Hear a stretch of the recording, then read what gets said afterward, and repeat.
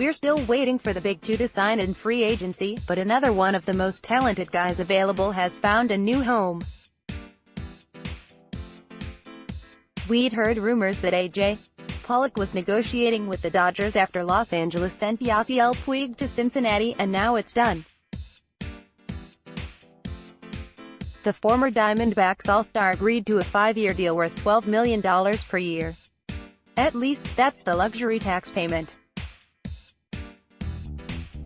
It's a bit more complicated than that, as Pollock can opt out after the third year, will earn $55 million over the 4 years and can earn an extra $5 million with a fifth-year player option. My first instinct was that this deal was an absolute steal for the Dodgers. I still think that's true, though not to the same extent as before.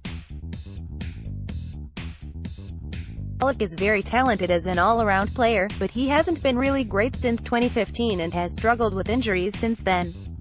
If healthy, the 31-year-old will provide value, but in hindsight I probably wouldn't have expected a shorter deal with a higher AAV. The Dodgers are inexplicably worried about the first luxury tax threshold, though, so they went in the opposite direction. All in all, I'm not entirely convinced LA has better with Pollock than with Puig.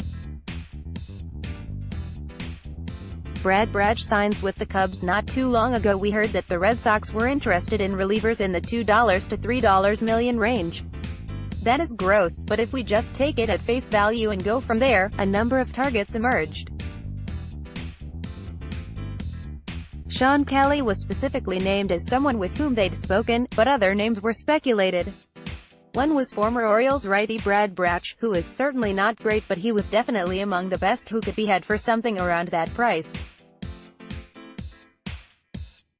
I speak in the past tense because he is no longer on the market, as the Cubs signed Brach to a 1-year deal with a mutual option for a second year.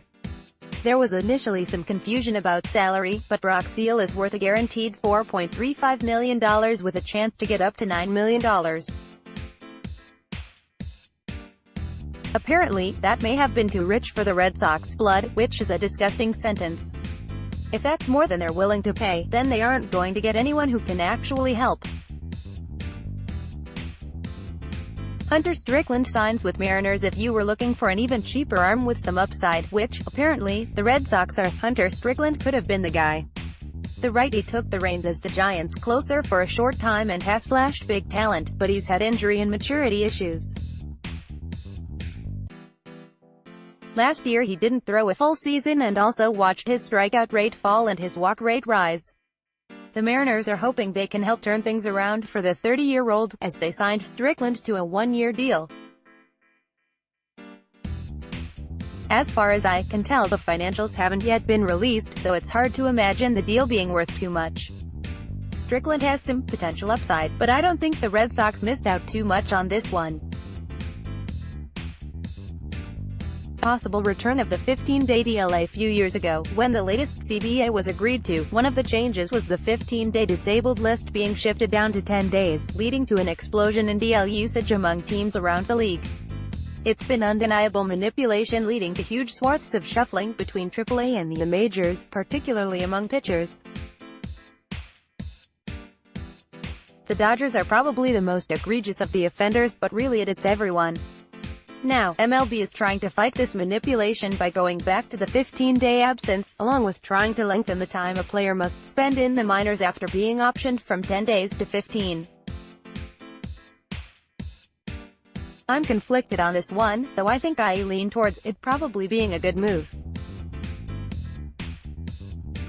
Everyone knew this kind of manipulation was going to be rampant when they shortened the DL to 10 days, but watching it play out in reality has been rough. Part of the reason teams can afford too many relievers every game is because they can shuffle guys around easily. On the other hand, if they do go back to a longer DL, then players will be more pressured to play through injuries, which can lead to more long-term issues. There are always unintended consequences to every move. Negotiations on this potential change are expected to continue for a while. MLB can implement the rule change without an agreement with a 1-year notice, though they say they'd like to avoid that.